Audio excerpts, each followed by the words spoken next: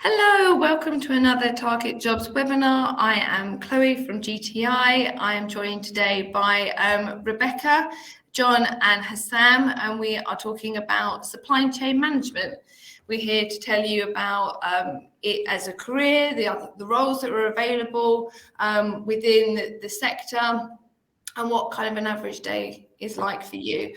There will be a chance for you to ask questions, but we've got some prepared already. So please put your questions into the chat and we will definitely get to them later. But first of all, I'm going to ask the panelists to introduce themselves. So hi, Rebecca. Hello, so I'm Rebecca. I currently work at a 3PL called Gist. I'm in account management, so looking after the customers. But I've also done roles in warehouse management and transport management on the Gist operational grad scheme. Thank you. I see your lorries with the big purple logo. Yeah, big purple circles, very easy to spot, especially once you start thinking about them, you see them everywhere. And John. Hi, I'm John Antingham. I work in the purchasing arena for a company called Cummins. I'm part of the turbo technology side of it, but we are a part of a bigger group that makes our own engines for Cummins, but we also do OEM engines for Scania, Volvo, Daimler, all sorts of trucks that you'll probably see on the road. And I've been with the company in this role for 18 years. So it's really interesting that kind of we've got kind of what you might think of as traditional logistics, as in lorries and just in delivering, and then kind of a slightly different section. So further down kind of the distribution pipeline, I guess, but you'll tell us more about that shortly, I'm hoping. Hassam. Hi guys, so my name's Hassam and I'm from Morrison's. I'm on the grad scheme at Morrison's. I joined the scheme in September last year. So it's almost been about 9, 10, 11 months now.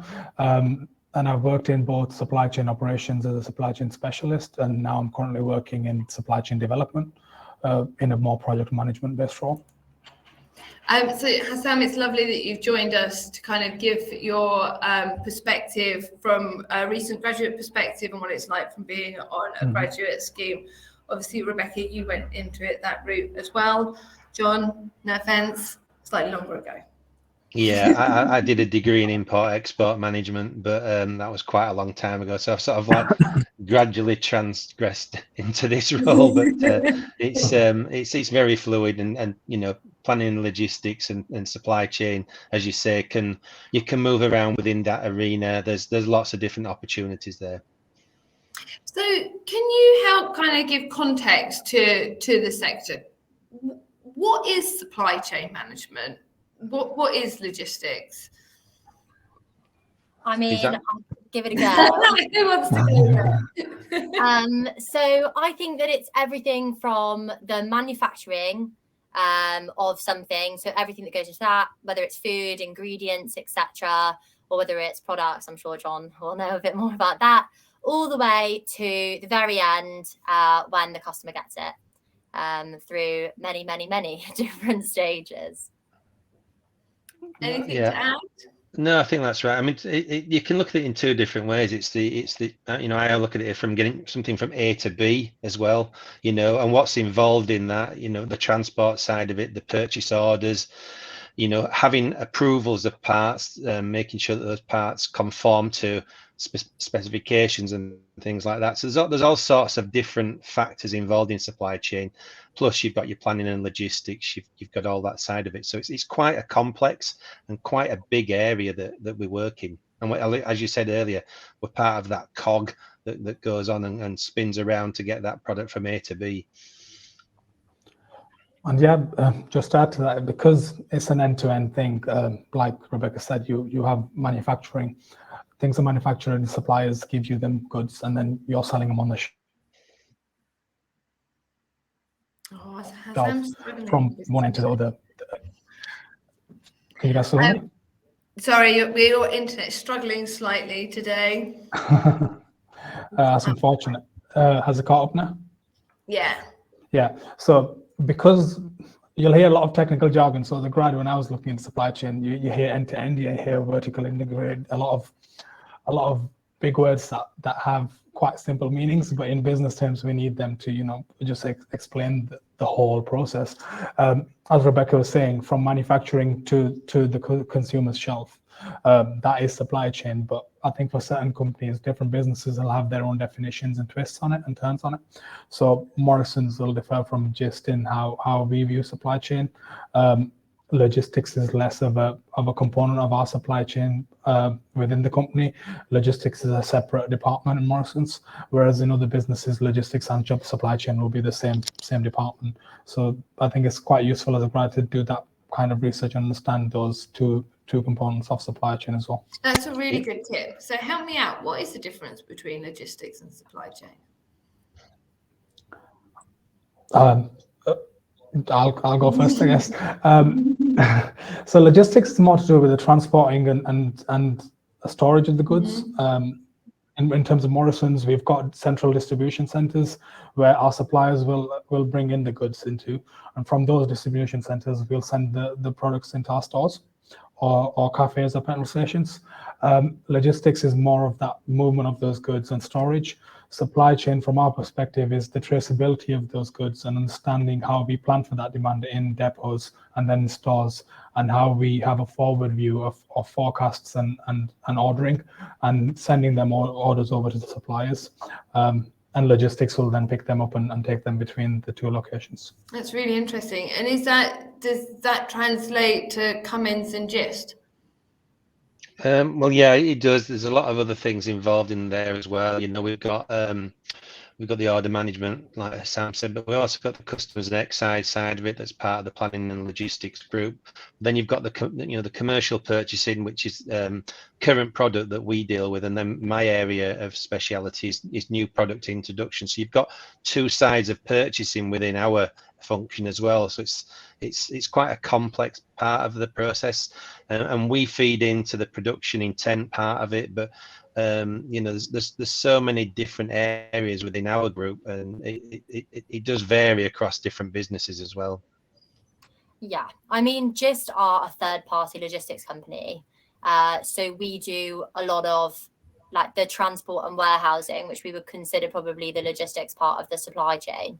But even within that sort of section of supply chain, there are so many roles. So you've got everything. So you've got the operation, which is sort of the bread and butter in a company like Gist. So that is running the warehouse, running the transport, and the different depots. We also do M&S distribution centres. So we run those for them. So that's getting it from from the warehouse to the stores.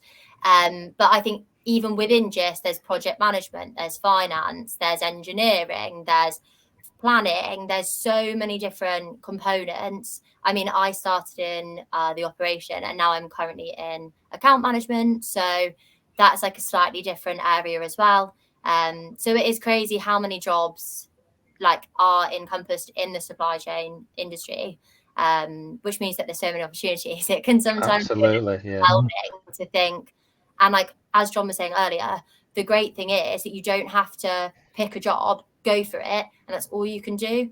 You can absolutely float in and out, go back and forth, and you always end up finding jobs or opportunities that you never even realised existed. You find it. So I find that really exciting. I think because you're working with we call them functions within our supply chain. So you've got the different areas, you've got planning and logistics, you've got purchasing, etc. So you do deal with all those other functions. So you get a good insight into what they do. And as Rebecca says, you can see where you may possibly want to go. There's opportunities, so you could actually look at them and think, well, that's an area I could transfer into. So while you're working in this area, you can look at what the other opportunities are to progress and develop as well. And for me, I find the sector really interesting because you must have such an impact on your business. It's literally, if you're not doing your jobs, the things aren't where they need to be for everyone to do their part and their role. Was that part of your decision making when you chose this sector? And how does that make you feel in your day-to-day roles? I think from my point of view, we as I say, I work in new product development. So, if we don't get it right, the next generation of business and customers won't be supported, and that's critical for the company. So, we are under a lot of pressure to deliver our prototyping parts, to get them to the customer to validate and make sure that they are, capable of what the customer requires. And then, sorry, I've just got a wasp in the room. and then, we have to deliver to these very, very tight timelines. So it's really important that we get our product to our customer before our competitors. So it's critical. And in this current, day and age, we've just gone through the pandemic. We've got the Ukrainian war. We've got shortages of materials. We've got inflation. Metal prices have gone out the roof. We've gone from, $100 a ton for certain products to $1,000 within 2 or 3 weeks. So it really affects our bill of material costs. So all this is critical, that we get the planning right. We try and reduce the costs with negotiation. We've got to reduce the costs on transport, and we've got to negotiate material costs down. But as we do all that hard work, inflation keeps creeping in, and it's a never ever continuing battle to try and balance it out. So yeah, it's a really dynamic arena that we do work in. Yeah, absolutely. I mean, sorry. No, go for it. So working at Gist, it's obviously very operational. So it's there's obviously roles that are more proactive, and you're looking at planning, you're looking at how to improve the services that we provide.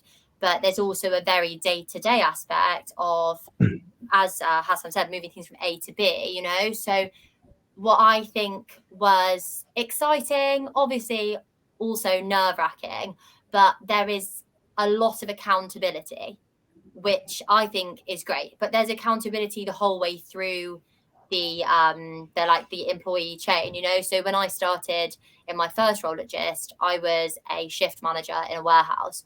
So I was accountable for what happened on my shift, but also the warehouse operatives are accountable for accuracy and for performance and speed and things. And so working in transport, the drivers are on the road, they're accountable for that role, but you're accountable if a lorry goes out late and it doesn't get back in time and the food can't get to store, it only takes maybe one time going to a supermarket, they don't have what you're looking for, and you decide, I'll go somewhere else next time.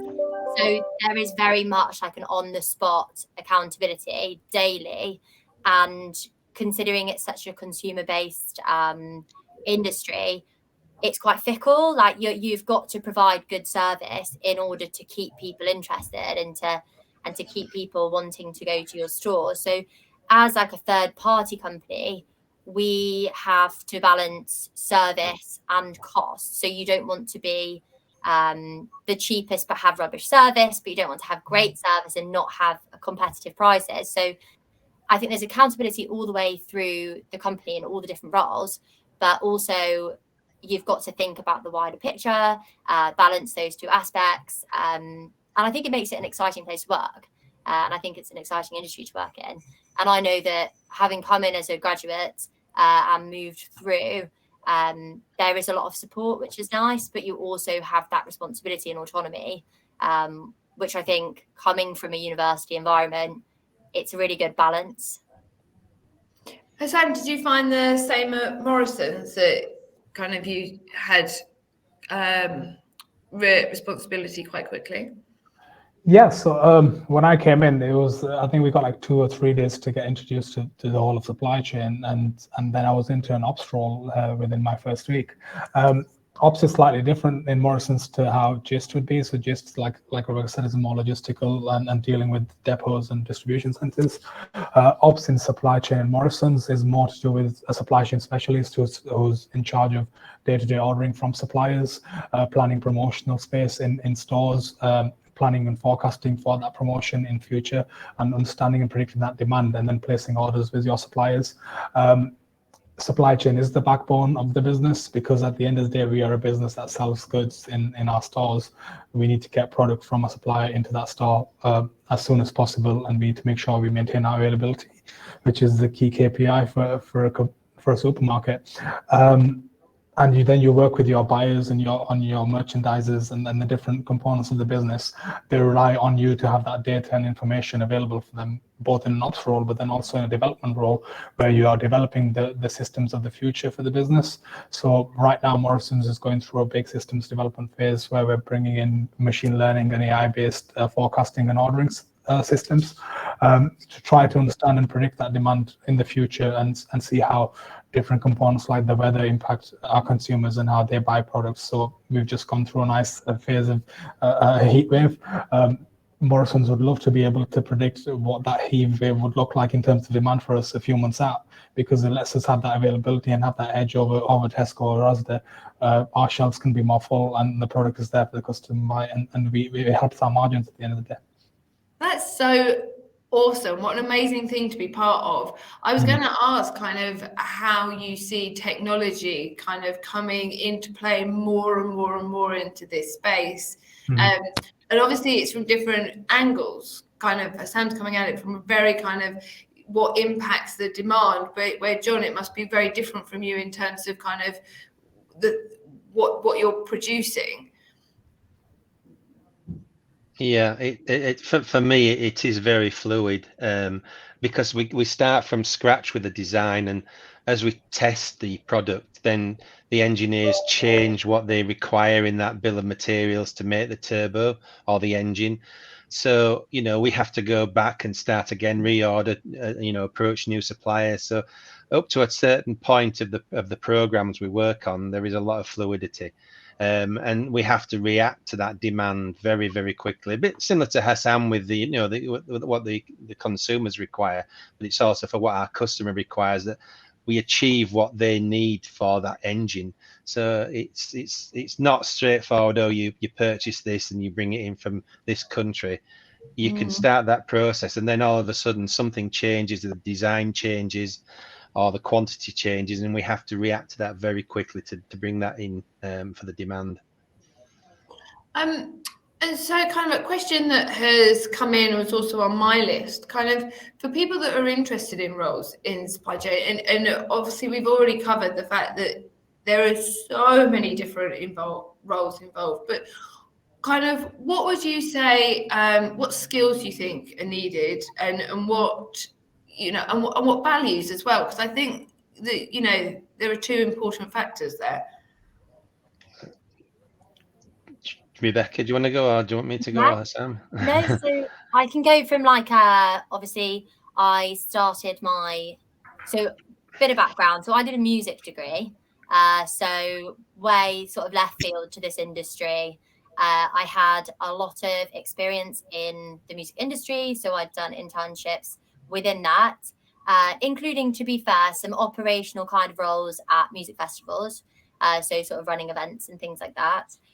But then I was looking for I wanted to go through a grad scheme route, and I was looking at what would fit my skill set, and I thought that operations in a logistics sense would fit. So when I was applying for all the roles that I did, and I had this conversation with the recruiter at Just Especially, I did not have any kind of supply chain or logistics experience at all. I didn't have a supply chain degree.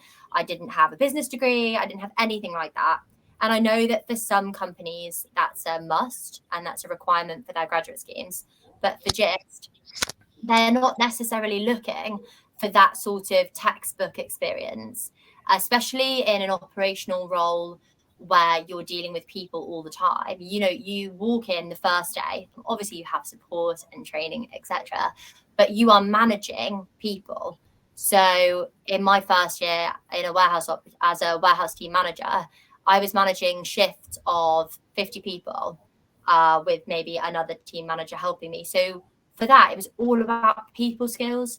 It's like there will always be someone around you who knows more about the technical side or has more experience. And so it's about knowing how to get the best out of those people, knowing how to talk to people, like empathy, obviously some common sense and some logic, and definitely a lot of enthusiasm and like tenacity. You really have to want to be there. Like Christmas here is crazy, Think about how many people buy Christmas. And I mean, I work with GIS, like we work predominantly with M&S, and so Christmas in M&S is wild. So you have to be like ready to go into challenges head on. So all that I think the recruiters, not all, but mostly what the recruiters were looking for, and definitely the things that I was fed back on, was I had experience in customer facing roles.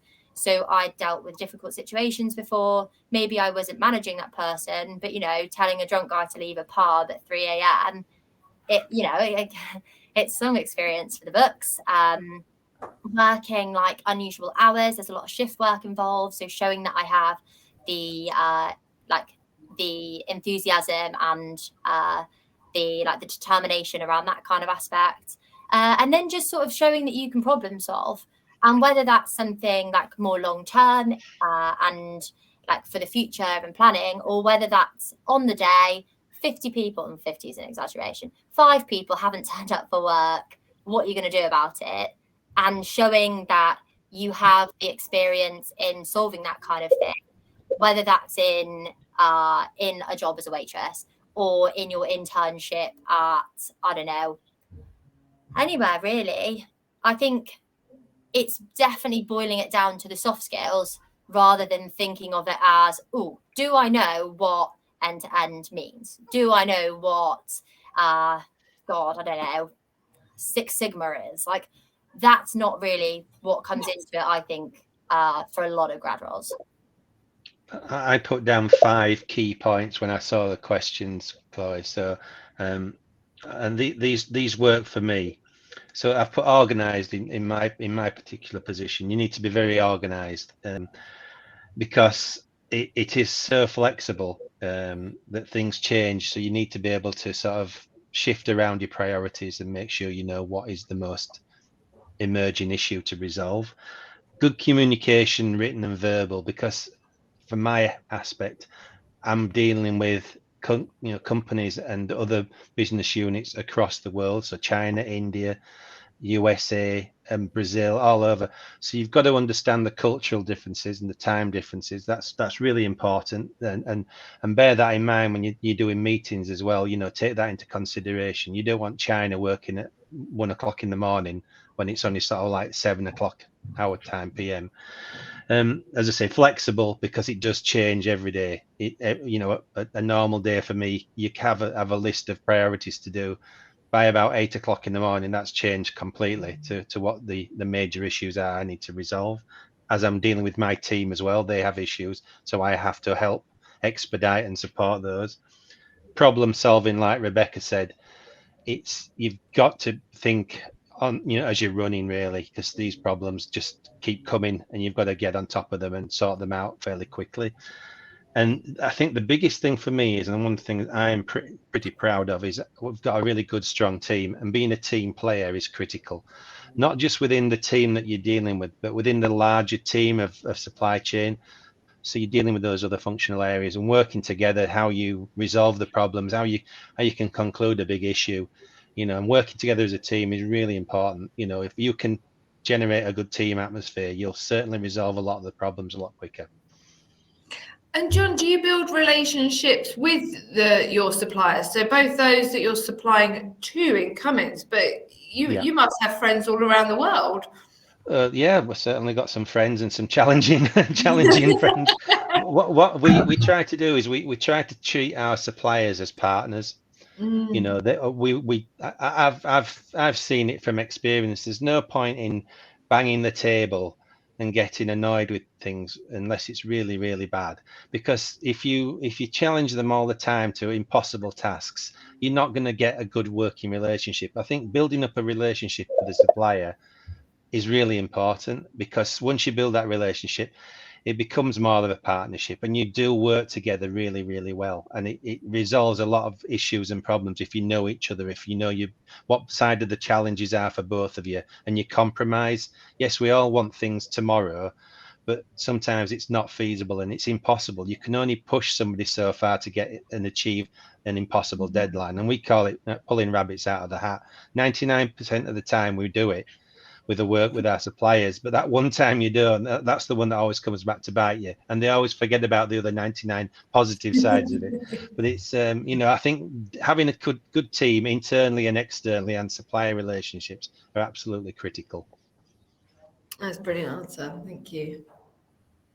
Sam, anything to add?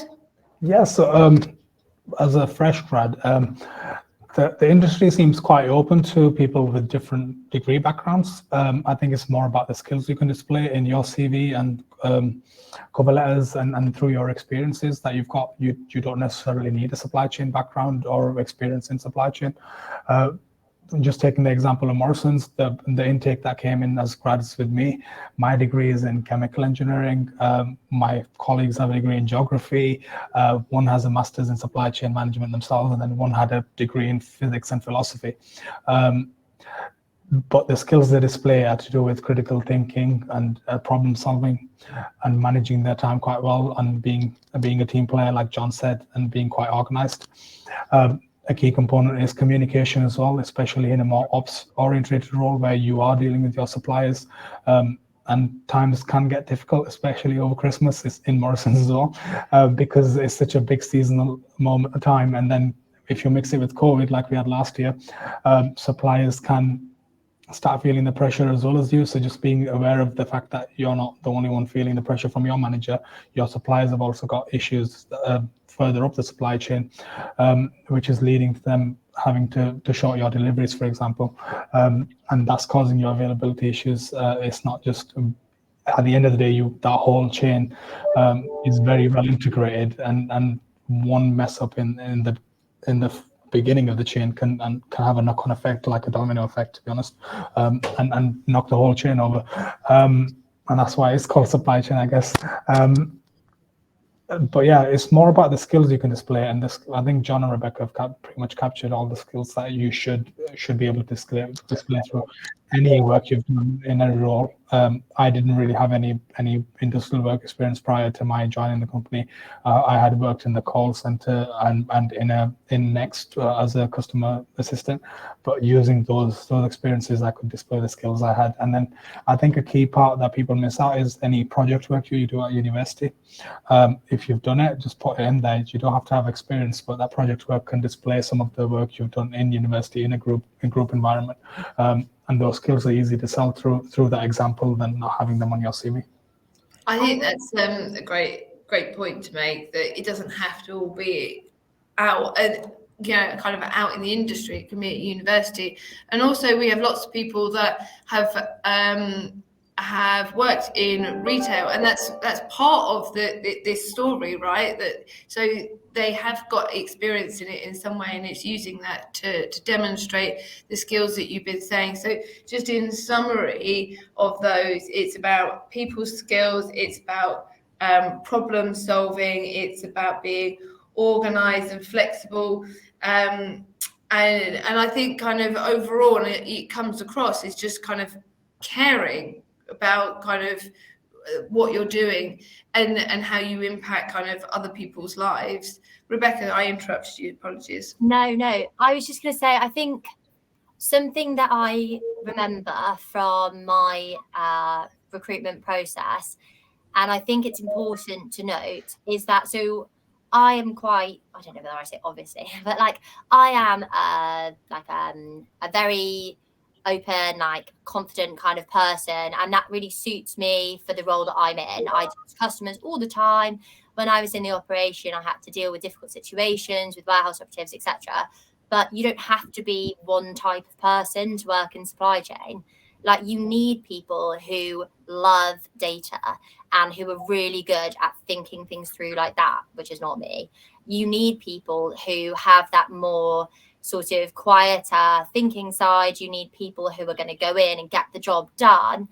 But you need all sorts of people. Not everybody can be the same type to go into the supply chain, because you would end up, as John sort of hinted, like, you can't just turn around and everybody wants to yell and blame each other. Like, you'll never get anywhere with that. So it's very much like, yes, you need to have communication skills, but it doesn't always have to be willing to present to people or willing to go in and deal with loads of employees. Like, it can be any kind of communication skills. And so you don't have to think like, oh, I'm not like a really outgoing person. There's always going to be a role. You just have to find that kind of role that works for you, whether that's project management rather than operations, or whether that's like data analysis rather than like leading a team. So I think that's important to know. That's really helpful. I had a question about sustainability. How kind of we know from the research that we do with the students that we work with. So we survey 60,000 students and graduates every year as part of our graduate research. And sustainability is coming up more and more as a key value that they want the organisations that they work for to care about. You know, and that could be down to the stationery that they provide, to things that are much bigger and important. And obviously, supply chain and logistics have massive sustainability and environmental kind of considerations. Can we talk about that for a minute? How am I wrong in thinking that it's important? How do just Morrisons and Cummins kind of work around sustainability in your roles? Well, from a Cummins point, we are absolutely focused on sustainability. One part of it is actually the engines that we're making. We're looking at electrification and hydrogen technology. So, you know, our products will be the next generation of sustainable transport power. So obviously involved in that, we have to use current methods of transport. So, you know, things like consolidating orders, don't be sending, you know, orders out for a one-off consignment and then the day after, let's get some more in. Try and consolidate that. Let's use an efficient way that we can do it. A lot of the packaging is sustainable now. We can reuse it all. You know, we look at that in our technology. We also have to look at what products go into our technology and how we can, you know, reuse that when it's scrapped at the end of the life. So we don't put things like lead in. We have to reduce things like that. Anything that's damaging to the environment, our customers require a percentage of waste that is not going to be detrimental to the environment. So there's lots of factors in, you know, from building the turbos, the materials that go into it, our suppliers who, you know, the foundries aren't the most sort of user friendly for the environment. So how are they looking at using alternative materials to improve that, to reduce the carbon emissions? So it's a huge area, and you know, we start probably at the base level with just the company. You know, we reclaim water, we reuse things, we use thermal energy, all sorts of things, solar power in our plants as well to reduce that. Obviously, with the costs going up at the moment, trying to reduce those costs by using current solar power and other methods is really important. So it's right from the base level down all the way through the supply chain, and right to our products being made and going out to the next generation of engines, really. Yeah, I suppose it's not just what you do, it's then who you work with. And do you make choices based on their kind of sustainable credentials? Yeah, we look at criteria. We look at certain things that they're doing, and we have regular visits through our commercial teams to make sure that you know, we are doing as much as we can to choose the right suppliers that give us the, you know, the effects that are not going to be as detrimental. It's difficult because a lot of the technology is old. You know, furnaces and foundries are very old. They've been going to thousands of years of that sort of process. But you know, there's a lot of improvements in that area, and using more friendly technology and more friendly procedures, it does help a lot as well. Amazing. Sam, Rebecca? Pretty much everything John said. This is my job. I meant to tell people when to talk. Yes, I think John's captured pretty much most of the things, with a few addition maybe. So yeah, we work with our suppliers to make sure they're being as sustainable as we are as a business, and they match the criteria that we have for sustainability.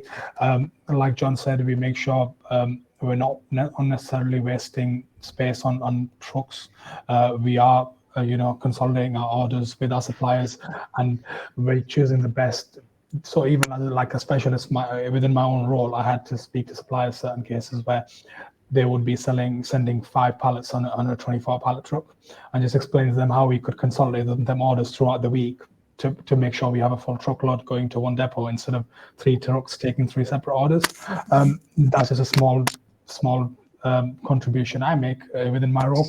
But as a business in general, we have a big focus on reducing plastic packaging across the business because it's a big issue when we look at in terms of the environment.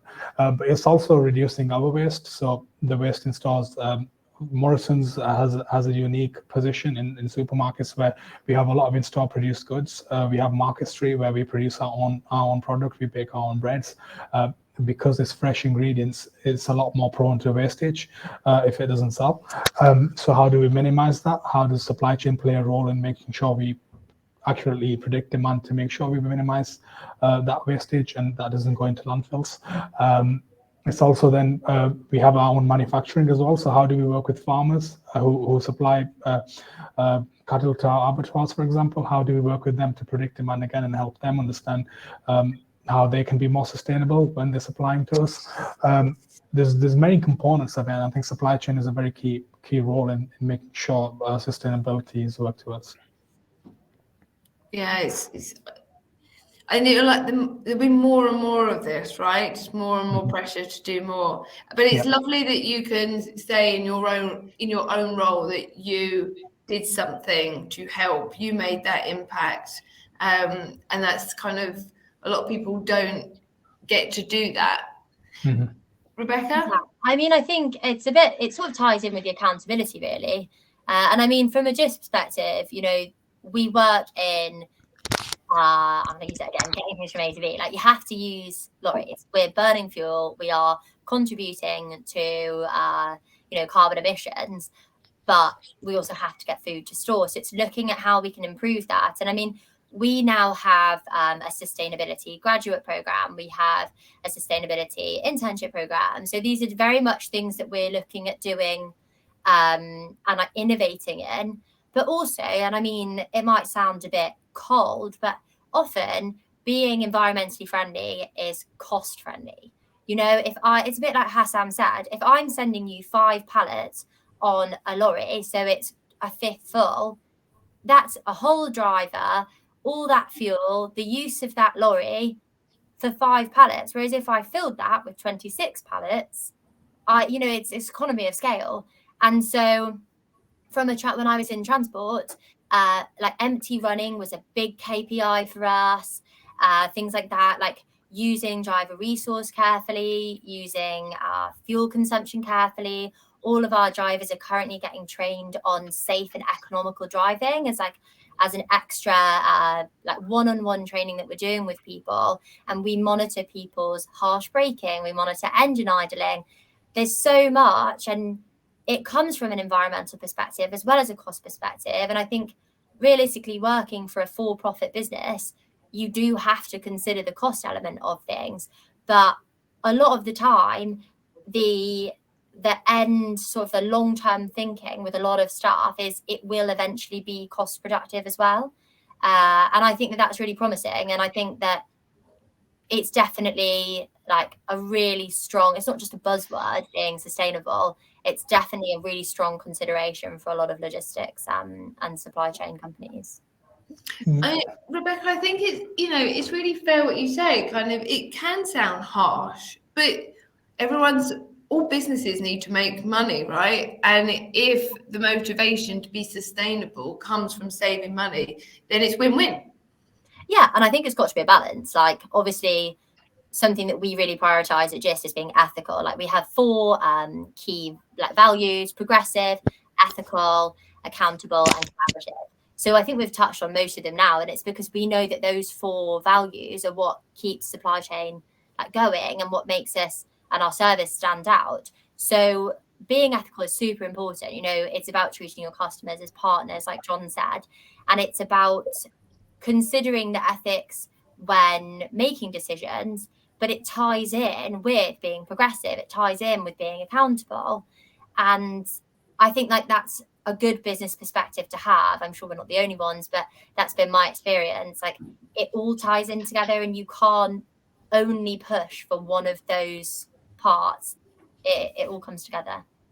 I think another one is common sense. When you know that you've got one pallet, don't ship it. It's just, it's just not feasible. So we have a thing called a milk run, where we have wagons going to our suppliers from ourselves, and on the way back they bring back the finished product that we continue to manufacture. So we're utilizing that transport very, very effectively. We're using common sense rather than just one way, and then it doesn't get used on the way back. It's an empty lorry still using fuel, and the driver, like Rebecca says, so let's use a bit of common sense here. Yeah, there was just a good point. Sorry, I'm keeping an eye on the questions. I know you'll ask later, but from Medina about sustainable meaning economically, environmentally, and socially responsible, which I think is a fair point. And I know that we've touched a lot on the environment, but in terms of being socially responsible, and I think having a sustainable business, like, that's something that in supply chain is really important. Like, we have thinking particularly about, for example, socially responsible, we have great shortages coming up of drivers. There's already one coming from Brexit, but also there is, most drivers sit in the sort of 40 years old plus range, and you are not having a lot of people coming in. So we have a driver training school. We offer career development for warehouse operatives and we train them to be drivers. So I think looking after your people and looking after the local community you sit in is really important. And whether that's a lot of that is through job opportunities. It's through, we're liaising at my depot with the local council to try and get better bus routes, so that we have high unemployment in our area. We're trying to reach out, and it's a win-win. We are offering jobs, long-term jobs with good prospects in a good company, and we are working with the local community to put 2 and 2 together. So I think in terms of that, that's definitely something that is a consideration. That's really good, positive news. And I think this is the thing, with organisations like yourselves,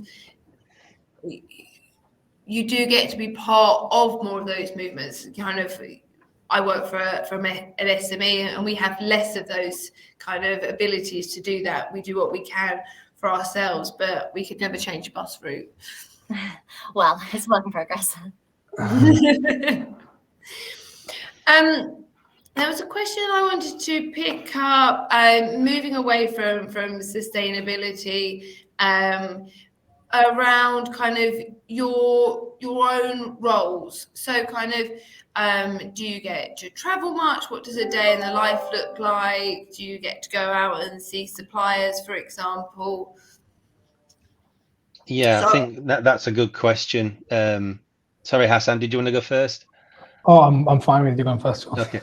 I was going to say, during the pandemic, we struggled to get out to the supply base, as everybody did, because of the certain restrictions we had. I think it's really important to get out there. I've been lucky to travel a lot in the States with my role, meeting suppliers and working with other Cummins plants and areas. But I think that part of that getting out and working with your suppliers face to face is really important. It's been okay on Teams and Zoom and things like that, but having that face to face, seeing how they have developed their processes, meeting the people, as again building up that relationship has been really, really important. And I'm looking forward to getting out more this year to suppliers to sort of get back into those relationships. It's been quite strained with what we've had to put up with, but now we can travel again freely. I think it's really, really important. You do see how new technologies developed in our suppliers, and you don't see that unless you go out and physically see them. So we do audits, things like that. We go and meet new people that have joined their companies, and we continue to build those bridges between us. And I think it's really, really important. Yeah, I mean, no, sorry. No, go for it, Rebecca. Just like, so obviously I work now in account management, so I sit in Chesterfield, which is near Sheffield, for anyone who doesn't know, sort of North Midlands, and I have suppliers from all the way like up in the north near the Scottish border down to probably like Birmingham. And I think there's definitely a mix. So maybe before COVID, there was a lot more getting out and visiting people. Now I tend to do like my weekly meetings with people on Teams, but I do think that going out and seeing people is so important for building those relationships. You know, small talk on Teams is rubbish, especially when you're just meeting people for the first time. And it's all those like the bits and bobs while you're having lunch or you're chatting, that you really get to know people. And you remember that it is, you know, at the end of the day, it is just, my role is to represent just interacting with that company, but it's Rebecca talking to whoever really, and keeping it that like those personal levels is really important. So I think I probably visit at least 1 or 2 customers a week, whether that's someone in like just next door in Dronfield, or whether it's someone up in Scunthorpe or something like that. But I think that's important to like go and get those like face-to-face interactions. From a perspective of Morrison's, the business is very open to people going out in the field. So first of all, we have 5 mandatory store days that all colleagues have to do, especially through event promotion periods, so through Easter or Christmas, where all colleagues from the CEO down to people in the call center all have to go into stores and support store colleagues for 5 days in the year. And that's a very important process that we go through, because it lets you understand as a specialist who's sat in the head office what your work is, how your work affects people in the store. At the end of the day, I'm trying to make the lives of colleagues in stores easier. I'm trying to make sure those shelves are full. A lot of issues can get spotted by you having been down there on the ground, because you're not just making decisions that impact people that are hundreds of miles away from you down south somewhere from Bradford. You have been down to store level and seen how you either could improve your project that you're currently working on, or the projects you rolled out, how did it get received in stores? That's one important part. Then we also have our own manufacturing and distribution centers. So the company is very open for colleagues to go into them as well. So when I came in as a grad, my other 3 grads and me, we went into our Wakefield depot, for example, got a nice tour of how the whole operation works there from a logistical perspective. And then we also went into one of our manufacturing sites called Rathbones, where we produce bread. As a chemical engineer, the process was quite fascinating, and watching all the machinery at work was really interesting. So throughout the journey, I was just taking pictures and videos everywhere I went. I'm still full of them. But yeah, the business is very open to people just coming up and saying, I'd like to do this. Am I okay to go into the store and see if, there's a project on waste and markdown, for example, how do we reduce it in stores? You can go and join in with that project and see if you want to learn from it or even contribute to it. We have a whole component of supply chain department that is based on retail support. So we have a whole function within the department that's retail support, and they help stores and support them on the day-to-day operations. So I think it's a key component. And then also interacting with your suppliers. So both your buyer, who's your commercial counterpart, and the supply chain specialist will meet suppliers together to understand the 2 different needs suppliers will have. The benefit of being a specialist is you get lots of goodies as well from your suppliers. So I was a biscuit specialist. So throughout that period, lots of new lines of biscuits got sent over just to test them out and enjoy them, I guess. So yeah, there's a lot of interaction on ground, work that you do in supply chain, to be honest, because you're so integrated in all these functions of the business. Did well on the biscuits there, Hassan. Rebecca, Sam, you've been brilliant at giving us an insight what it's been like to start as a graduate into Gist and Morrison's and it's clear to see Rebecca how your career has progressed, and Sam how much that you are really enjoying it, and you've really got absorbed into Morrison's and the values and how you work. You talk about it really enthusiastically. John, can you what would a role be like, you say, if a graduate joined your team? Right, great question. We have a very good active graduate placement program. We've been lucky to have, over the last 7 or 8 years, some very, very high caliber graduates come in. and they've all gone away with great experience. They've all managed to get first, so and hopefully that's down to some of the work they've done and the dissertations they've done it based on the placement. The people that come into our department are absolutely integral to the job. We could not cope without having that 1 year graduate placement student. They do an absolutely outstanding job of supporting us on the prototyping side of our operation. And they get involved with all the functions, they get involved with all the team. They're treated as absolutely a full-time team member. There is no difference between myself and the graduates. We all have tasks to do. They bring new ideas to the table. You know, as I say, I've been in this 18 years. Sometimes you get a little bit sort of stagnant in ideas. They come in with a lot of new suggestions and ideas, and we take them on board. We listen to them, and it really proves fruitful. In fact, the last two that we've had have come on to do a full-time extended year with us, and we've just set on our last graduate as a permanent employee working in my team. So, you know, it is a critical role, and they really do get to understand all the areas of the planning and logistics and supply chain aspects.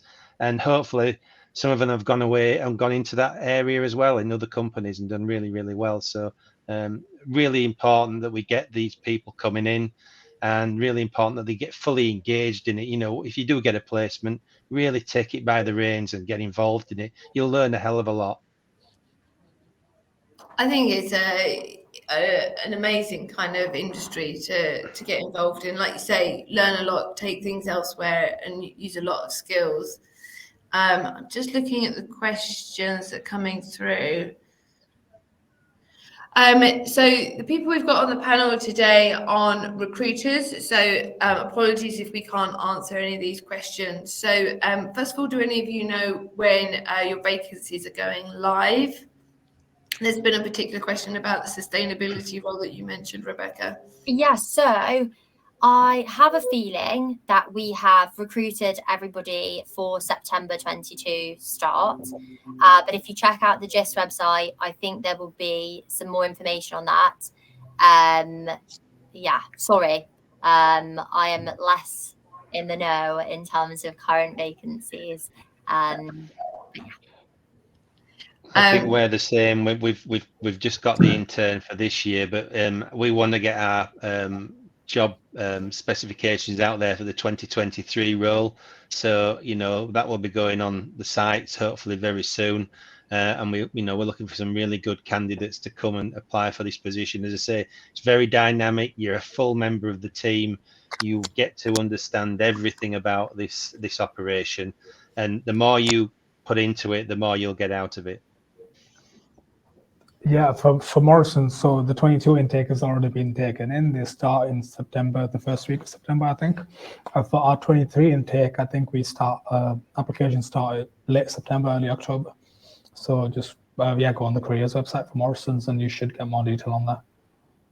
I can also say that if you follow any of the organisations here today, so GIST, Morrison's and Cummins on Target Jobs, then you'll be first to hear about when the vacancies go live. And because these organisations work with Target Jobs, all of the vacancies will be up on the platform. So as soon as they're up onto the organisation's platform, they'll also be with us. But like I say, if you follow those organisations, then you'll be alerted as soon as they open. Yeah, I mean, I think if it's helpful, we do graduate schemes in engineering, sustainability, project management, HR, and operations management, and I've probably definitely forgotten one. So like they're across the business, and I know that that's the same for the industry. Like you don't have to be going straight into a warehouse. You don't have to be going straight into like planning or anything. Like there's loads of different opportunities. There is questions coming about whether there is sponsorship for international students. My presumption is that you are unaware how much your organisation sponsor the opportunities, but those details will be on the vacancies when they go live up onto people's platforms. Yeah.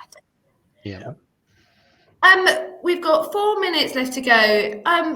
Any closing statements, anything you want to leave kind of the people that are listening here today with? Just, I guess, like supply chain isn't something that you necessarily think of. I know I've seen a couple of comments that people are doing degrees in it. Like, hats off to you for knowing what it was before you were looking for a job. I definitely didn't consider it, but there's no like set person or like set experience that you have to have before going in. If you end up managing people in a warehouse and decide you don't like it, there are so many opportunities to go from. Like, I'd say the most important thing is to just be enthusiastic in like what you want to do. Take every opportunity. Don't rule anything out. Like, it's such a learning curve in finding out what you want to do and what you don't want to do when you first get a job out of uni. So, like, just give it a go. Yep, plenty of opportunities. Get your foot in the door and then see where you want to go. You know, it opens up so many avenues and doorways into various areas. It's a huge arena, like I said, and there's so many different prospects out there for different areas. So just go for it. Mm-hmm. Pretty much the same thing. And do your research, to be honest, because like I said, some companies will have a different view of how supply chain works to others. So it's important to understand what that company is advertising as a role. Understanding that helps you know what's expected of you when you get into the role. Because sometimes I've spoken to friends who applied to roles not knowing the full scope of what they've applied for. Yeah, that's a good point, Sam, because we all have different acronyms as well for different things. We all work in the same area, but we've probably got millions of acronyms about different things that all, you know, are the same, but we just call them something different. So do your background reading, do a bit of research into the companies that you're applying for. Yeah, supply chain ops in Rebecca's part of the business will be a lot different to supply chain ops in like Morrison's, for example, because we just work in different areas from that perspective. So even though the names are quite similar in that essence, the roles are probably a lot more different. Yeah. That's really good to know as well. Kind of, it isn't just a one size fits all, and it's worked out really well. Kind of the all of you being on the panel, and I thank you for your time. You've all come at it from different perspectives, different parts of the supply chain and logistics, because they're two different things. There you go. I've learned something today, and it's been really, really fascinating.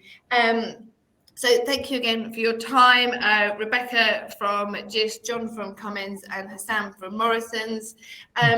Our next webinar is on the 4th of August, and it is finding a career in sustainability. So if it is something that you want to continue that conversation about kind of roles in sustainability companies, then join us back here on the 4th of August at 2:00. But for now, thanks ever so much. Thank you all those that have joined and asked questions. And like I say, make sure you follow the organisation so you hear when their vacancies open. And the recording of this webinar, if you want it, will be on YouTube shortly. Thank you all. Thank you very much. Thank for you. time. Bye-bye now. Bye-bye. Bye.